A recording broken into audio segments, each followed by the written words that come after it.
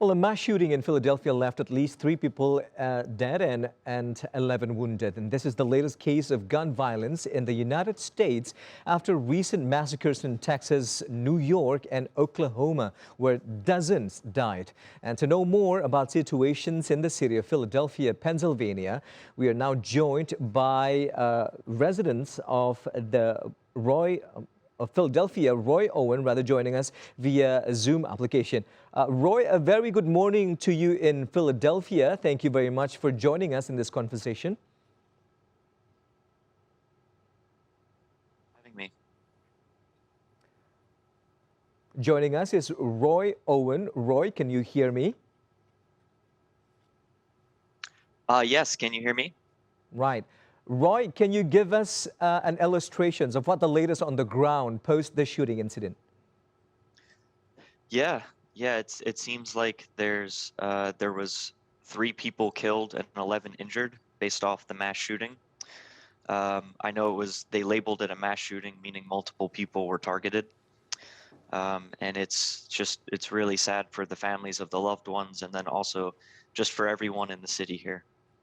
Right, Roy, it seems that shooting incidents across the United States is likely to us a recurring incidents. I mean, in a short interval of time. How do you perceive these incidents? And does it seem to you also, like to us, that gun control seems like a wishful thinking now? Yeah, it's true. I mean, I think for us, I think it's important to remember the historical aspect of gun ownership here in the U.S. Uh, you know, back when we were fighting the War of Independence against the British Empire, it was everyday farmers who used their guns, which they used as tools for hunting. So it's interwoven into our Constitution about the right to bear arms and guns. But again, that was a very long time ago. So I think that's the historical impact of the link between America and guns. But I agree. I mean, it seems like it's every night that there's a shooting, even here in the city of Philadelphia. Yeah. Yeah. Roy, we're currently looking at pictures of where the incident was taking place, where people were just running rampage as the shooters went on shooting spree. I'd like to know your positions at particular moments. Are you close to that, incident area or somewhere nearby? Can you give us a description? Yeah, it's only 10 miles away, so it's not that far of a drive from where I'm living. So it's definitely scary, especially because there's a lot of great places in the city, restaurants and bars and places to go and explore. So when something like this happens on a busy entertainment district part of the city, it makes it sad for people who want to go and enjoy the city. Hmm. We received reports as well, Roy, that it all began with an altercations between a couple of men at the scene, which then triggered all the shooting incident. Is it that easy for the local people to obtain and own a gun and just execute it wherever they feel like it? Sure. I think here in the U.S. it definitely changes based off the geographical region of where you are. In some states within the United States, certain states have more regulation than others. So I do agree that there's definitely places where it's easier for people to get legal guns, and then also the sale and purchase of illegal guns, which is also another big issue. But even buying a legal gun can be very easy here. So yeah, I definitely think it's definitely easy for someone to be able to purchase or acquire a weapon here. So. Right. Roy, aside from the trigger and whatever it is that may have initiated the shooting spree, for us here, it's still mind-boggling to think that someone would just pick up a gun and go on a shooting rampage and just shoot around all the innocent people around them. What's psychologically justification that can be explained to this situation? What's your take on this? Yeah, it's hard for me to imagine as well. I've never shot a gun before, so it's hard for me to be able to um, get into the mind of someone who can actually take a gun and use it on someone else.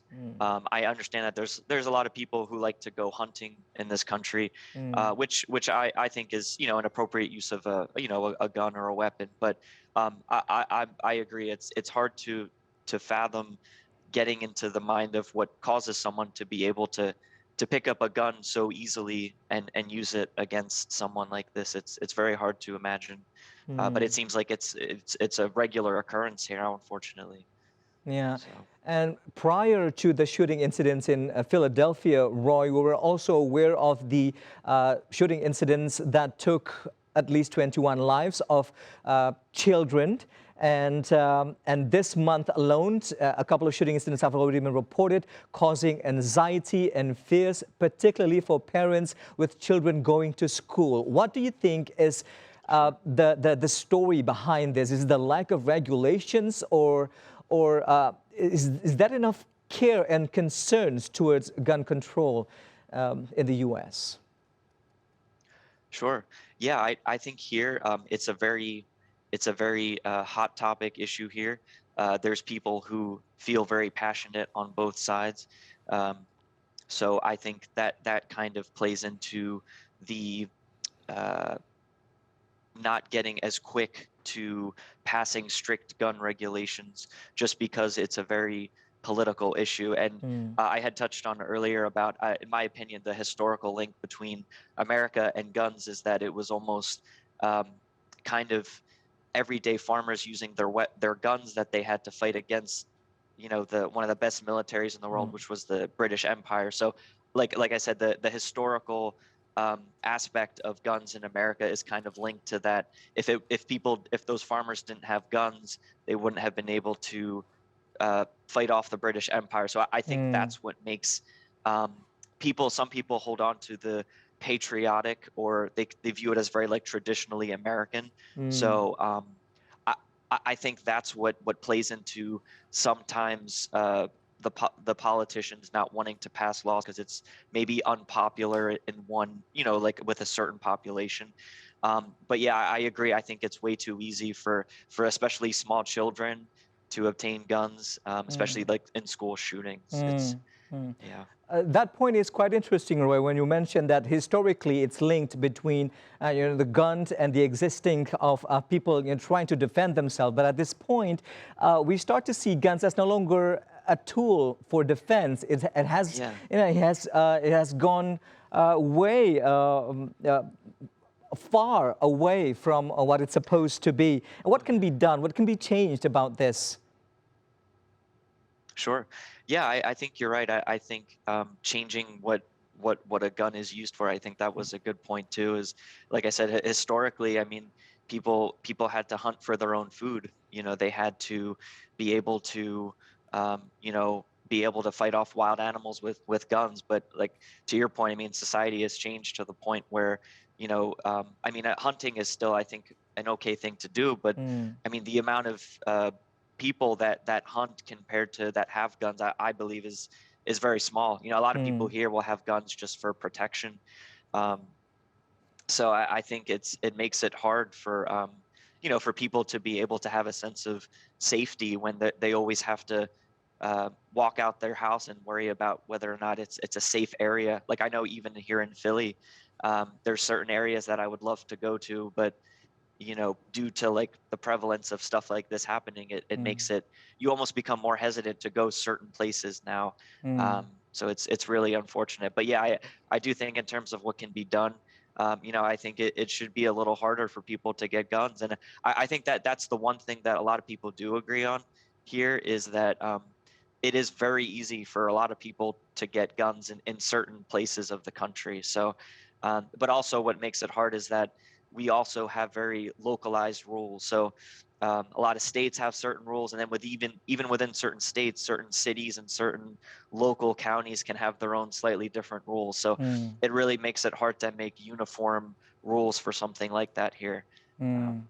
Just one final question to you, Roy. Just a while ago, after the shooting incident involving,